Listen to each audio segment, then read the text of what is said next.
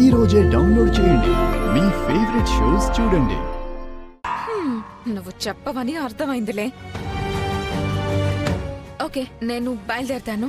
కనీసం స్నాక్స్ అయినా తినెళ్ళొచ్చు కదా. నేను వినాలి అనుకున్నది వినలేదు కదా, ఇంకేం తింటాను? ఆ సీక్రెట్ ఏదో తెలుసుకునేంత వరకు నాకు ఆకలి నిద్ర రెండూ ఉండవు. నెక్స్ట్ టైం ఎప్పుడైనా డిన్నర్ ప్లాన్ చేద్దాం. Yeah sure. Bye bye. Ramalakshmi హాకిలో క్లూ ఇచ్చింది. ఈ ఫ్లోలోనే ఆ సీక్రెట్ ఏంటో రివీల్ చేస్తాను.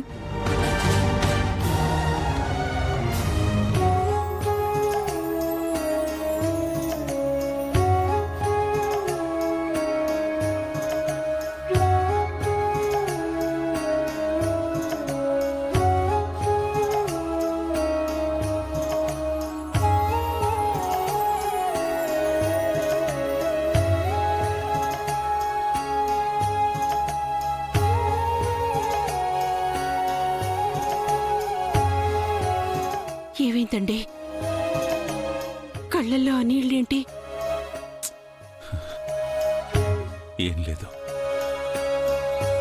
మీకేమవుతుందోనని ఎంత భయపడ్డానో తెలుసా?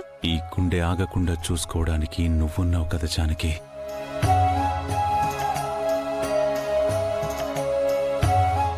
జానకి, చెప్పండి. నా సీత నా పక్కనే ఉంది. లక్ష్మణుడెక్కడా?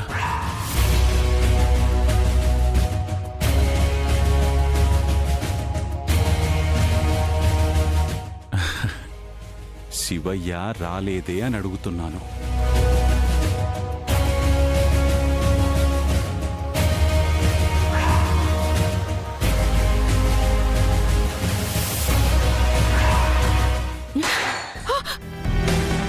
అయ్యో, పెద్దమ్మా, ఏమైంది? పెద్దనా? అమ్మా, ఏం కాలేదు కదా? ఏం లేదమ్మా, గ్లాస్ జారి కింద పడిందమ్మా. పెద్దనా, ఏమైంది? శివరాం ఎక్కడున్నాడు అంటే మీ పెద్దమ్మ దగ్గర నుంచి సమాధానం కూడా లేదు.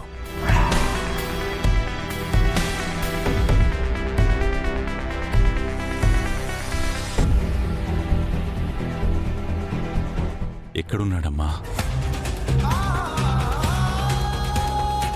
నాకు వాణ్ణి చూడాలనిపిస్తుంది.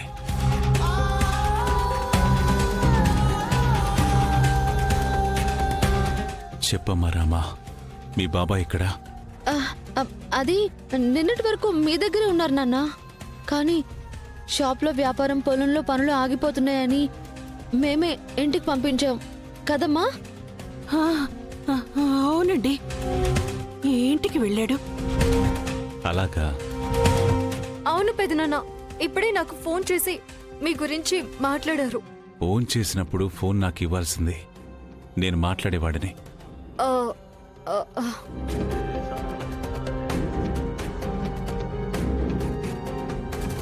అది మళ్ళీ చేసినప్పుడు తప్పకుండా మాట్లాడిస్తానులే పెదనాన్న. ఏంటమ్మా, ఇంట్లో ఫోన్ ఉంది కదా, ఫోన్ కలిపివ్వండి, మాట్లాడతాను.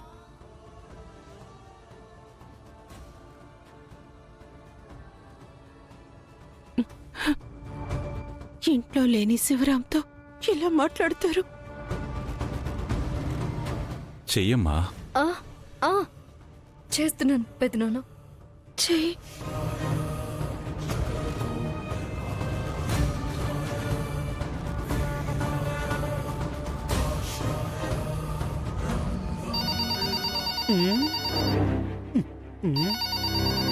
అర్జెంటుగా టిఫిన్ చేయాలి, తర్వాత కాఫీ తాగాలి.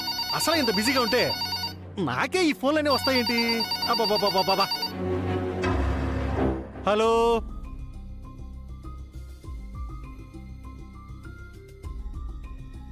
హలో, అవతల ఎవరు స్పీకింగు? యువతల వెంకట్రావు స్పీకుతున్నాడు. అది రింగ్ అవుతోంది కానీ ఎవరు తీయట్లేదు పెదనాన్న. నేను తీశానమ్మా. ఈ గాన గంధర్వుడు లాంటి మీ మావయ్య గొంతు నీకు వినిపించట్లేదా? అమ్మా, అమ్మా ఆజ్య, నేనమ్మా. అది అందరూ ఎవరి పనుల్లో వాళ్ళు బిజీగా ఉన్నారనుకుంటా. నాకు ఇంట్లో గడ్డి పీకే పని కూడా లేకనే కదమ్మా, అందుకే కదా ఇంట్లో గబ్బిలో ఏలాడుతుంది. అలాంటిది ఫోన్ ఎత్తలేదంటావేంటి నువ్వు? కొంప తీసి వినిపించట్లేదేంటి? అమ్మా ఆద్య, నేనమ్మా మీ మావయ్యని. మీరేమో శివరాం మామయ్యతో మాట్లాడాలని ఫోన్ చేయమన్నారు, కానీ ఎవరు ఫోన్ తీయట్లేదు పెదనాన్న. ఓహో, శివరాంతో మాట్లాడడానికి బావగారు ఫోన్ చేయమన్నారా? అమ్మా ఆద్య, ఇప్పుడు నాకు వెలిగిందమ్మా. నువ్వు ఫోన్ చేసావు, ఇక్కడ రింగ్ అవుతూనే ఉంది, కానీ ఇక్కడ ఫోన్ తీయడానికి ఎవ్వరు లేరు, తీయరు కూడా. మ్, మ్. అర్థమైంది. అమ్మా, నేను కామ్గా ఫోన్ పెట్టేస్తాను, నువ్వు అలా కంటిన్యూ చేసేమ్మా, కంటిన్యూ చేసే.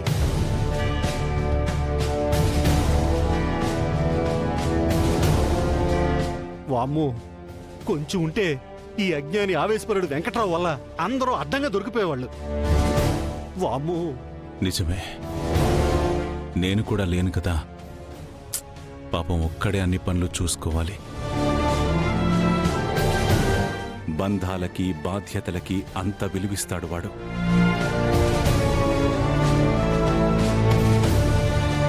నేనంటే శివరాంకి ప్రాణం జానకి. నేను గీసిన గీత దాటడు.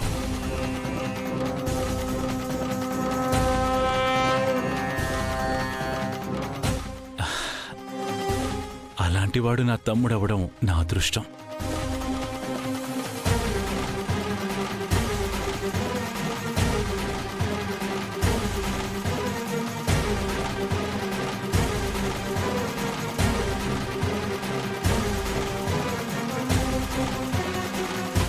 ఏమేం జానకి, ఏంటా కన్నీళ్ళు? ఏం లేదండి, మీరు కోలుకొని మాతో ఇలా మాట్లాడుతుంటే ఆనందంతో కళ్ళు చెమ్మగిల్లుతున్నాయి. అంతేనండి. అవును నాన్న, అంతే. కొన్ని ఎమోషన్స్ కంట్రోల్ చేసుకోవడం కష్టం పెదనాన్న.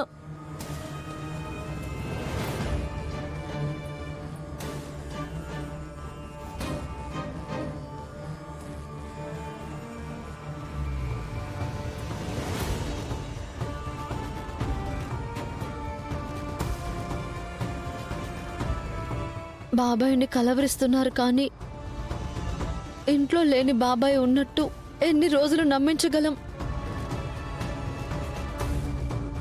అమ్మా, రేపే డిశ్చార్జ్ చేస్తాం. కానీ ఒకటైతే మాత్రం గుర్తుపెట్టుకోండి, ఆయనకి ఎలాంటి షాకింగ్ న్యూస్లు కానీ టెన్షన్ పడే విషయాలు కానీ తెలియకూడదు.